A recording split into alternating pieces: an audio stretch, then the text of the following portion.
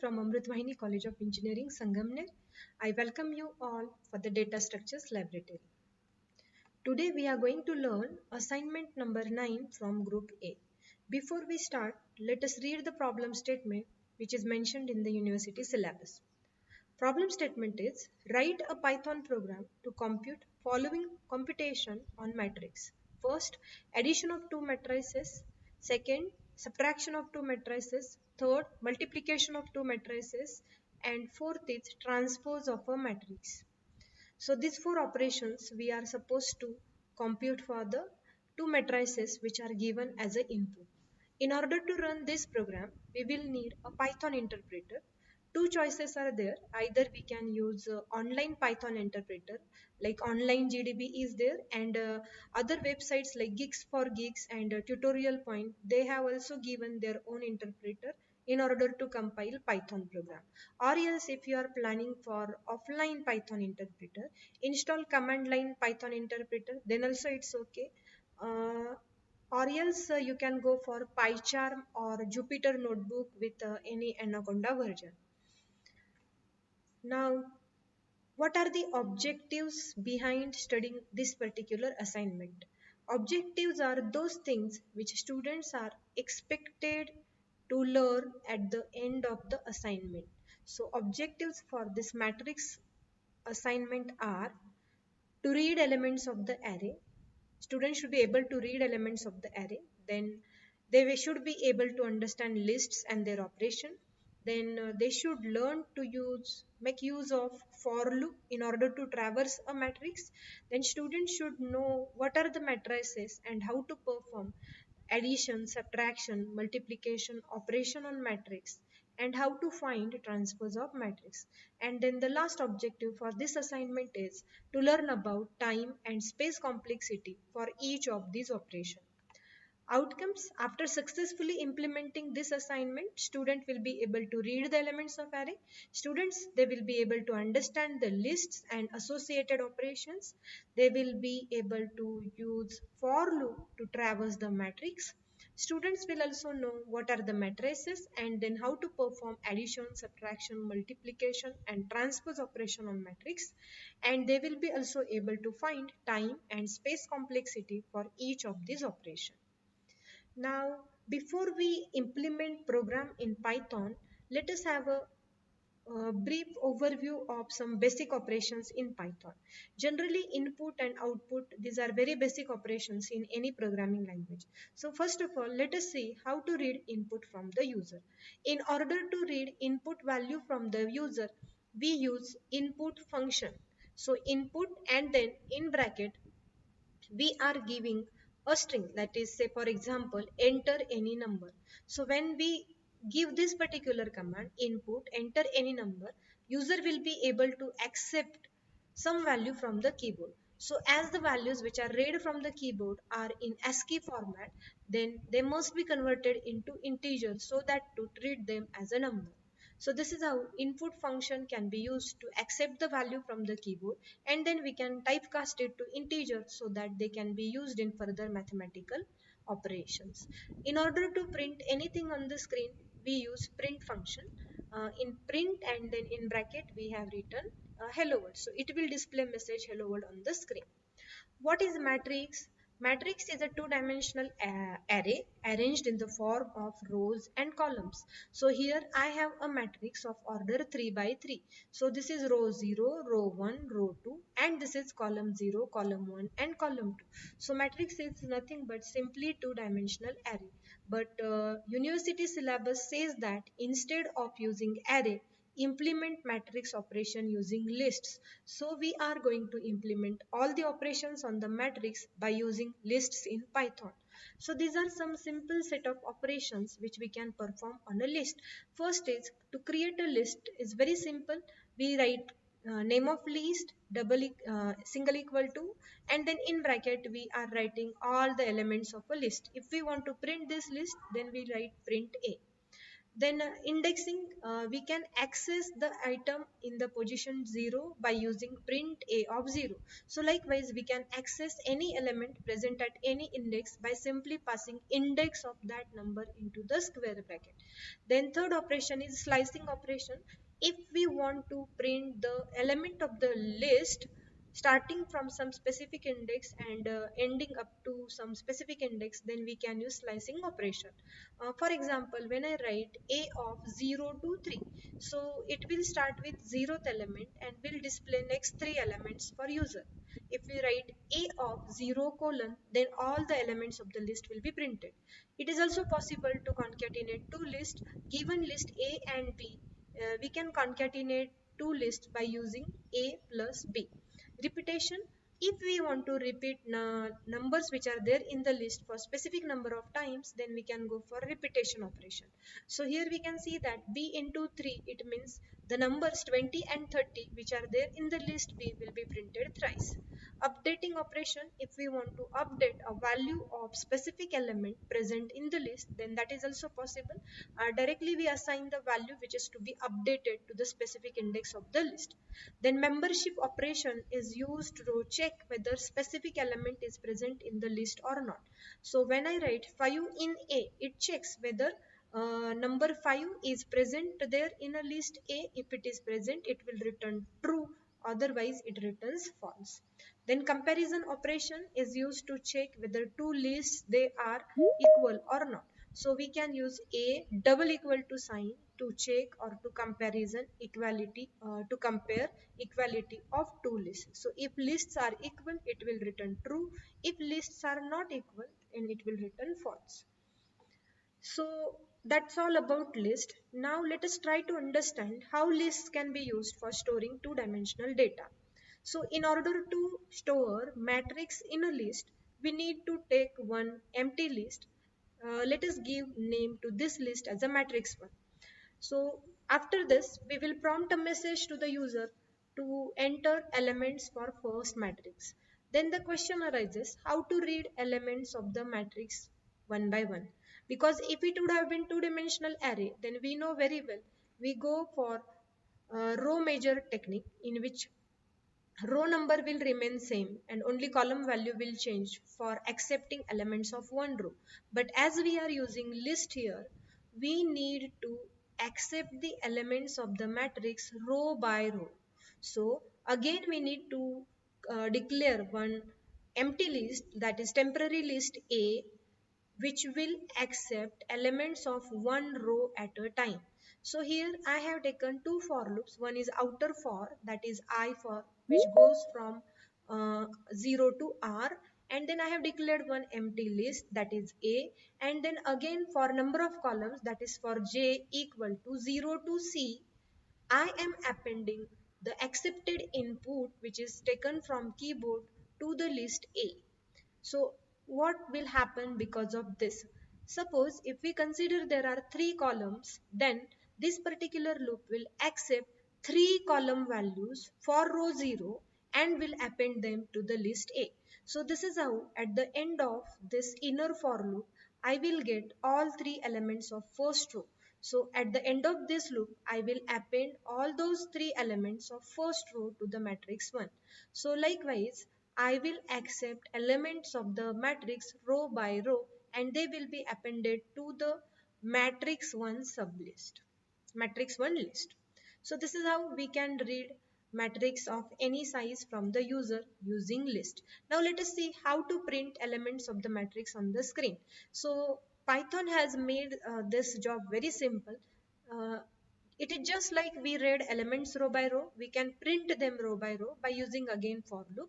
So for R1, that is for row 1 in matrix 1, print the value of R1. So what this particular statement will do, it will print all the elements of row one by one. So this slide shows that how to read the matrix from the user, and even we can display the matrix row by row by using for loop. Now let us come to the matrix operation. First matrix operation is matrix addition. So matrix addition is like C equal to A plus B, wherein A, B and C, these are three matrices.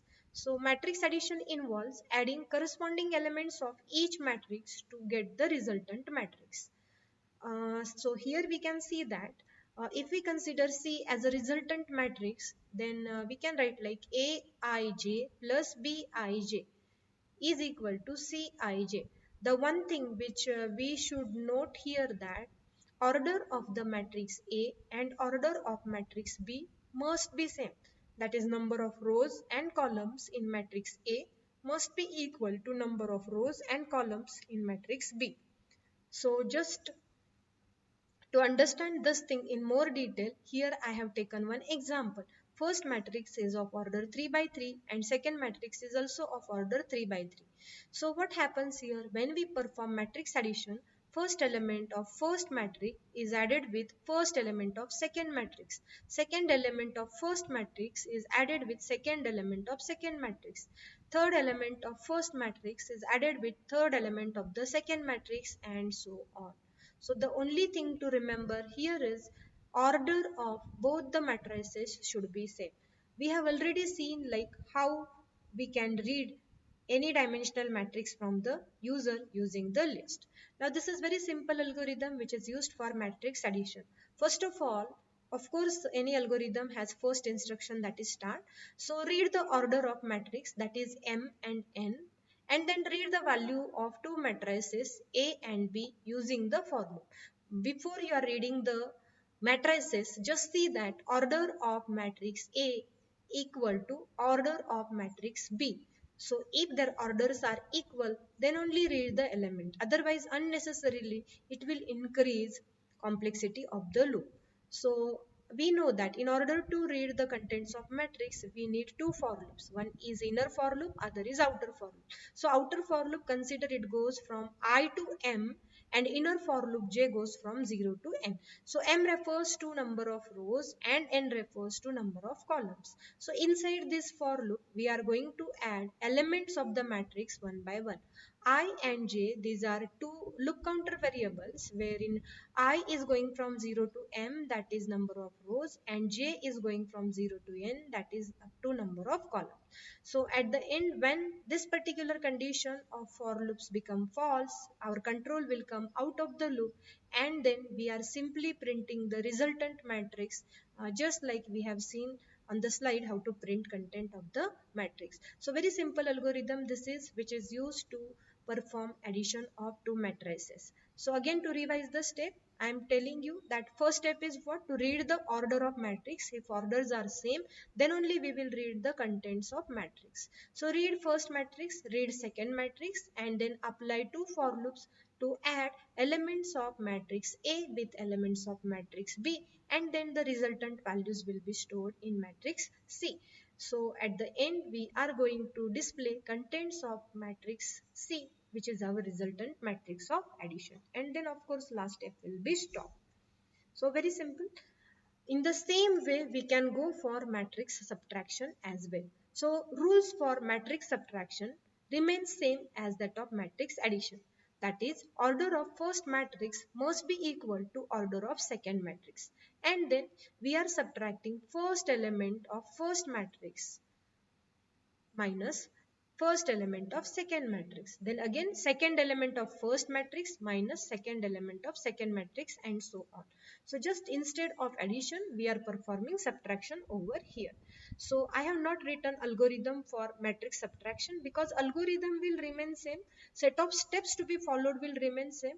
Just the sign will change. Just the a of ij plus b of ij. Now it will become a of ij minus b of ij, and then the result of subtraction will be stored in the resultant matrix, that is C of ij. Then third comes matrix multiplication. Now matrix multiplication has some rules. Just like in addition and in subtraction, order of two matrices should be same. Here we need to see what are the rules for matrix multiplication. Now consider if the matrix A1 is of order say 30 by 20, and if matrix A2 is of order 20 by 40, then matrix multiplication is possible. That is, number of columns of first matrix should be equal to number of rows of second matrix. Then only we can go for matrix multiplication. The procedure for matrix multiplication is very simple. It will also require two for loops as we have used in matrix addition and subtraction. So again, the outer for number of rows, inner for number of columns, and then inside we need to write a code for matrix multiplication. Now, before I write the code, let me show you example of how matrix multiplication happens. In order to multiply these two matrix, first of all we need to check our condition. That is, what is order of this first matrix? Order is 2 by 3. Order is 2 by 3, that is 2 rows and 3 column. And for this particular matrix, it is 3 by 2. So number of columns of first matrix, they are matching to number of rows of second matrix, and hence matrix multiplication is possible. Then how to multiply two matrices? We can see here elements of the first row are multiplied with column of second matrix. Elements of the first row are multiplied with first column of second matrix. So this is how 1 into 10 plus 2 into 20 plus 3 into 30. So they are multiplied and then they are summed up to get the resultant multiplication here.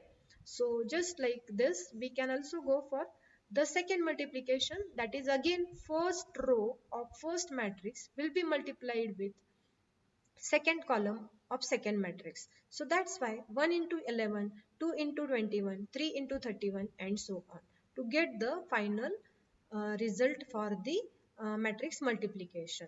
So as we can see that in matrix multiplication, both these steps are involved. That is, multiplication is also involved and addition is also involved.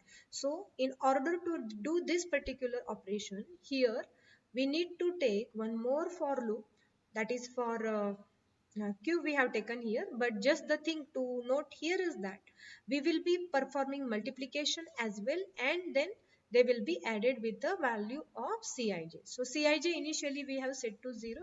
So just like we have seen here, like how matrix multiplication happens. So the code for that multiplication and addition should go here.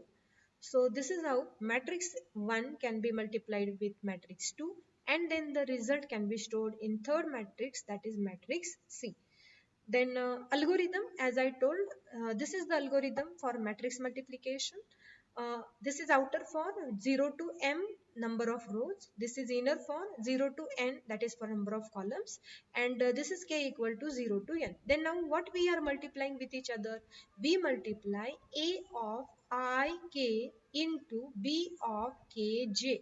So if you have understood the example which was illustrated here, then it is very easy to understand what this particular step number 6 means.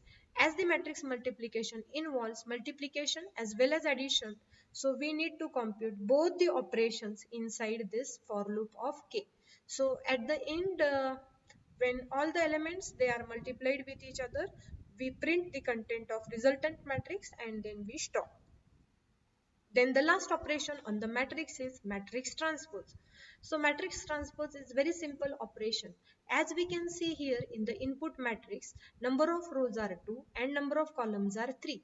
When we perform transpose operation on this matrix, rows are converted into columns and columns are converted into row. So as here 6 4 24 was the row, now it will become column. So here we can see in the highlighted part 6 4 24 is a column, and then second row, that is 1 minus 9 8 is now our second column.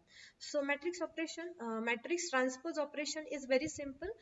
Convert row to column and convert column to row. So this is how matrix transpose is calculated. A very simple algorithm is there. Of course, we need to read input matrix order first of all, that is of m by n.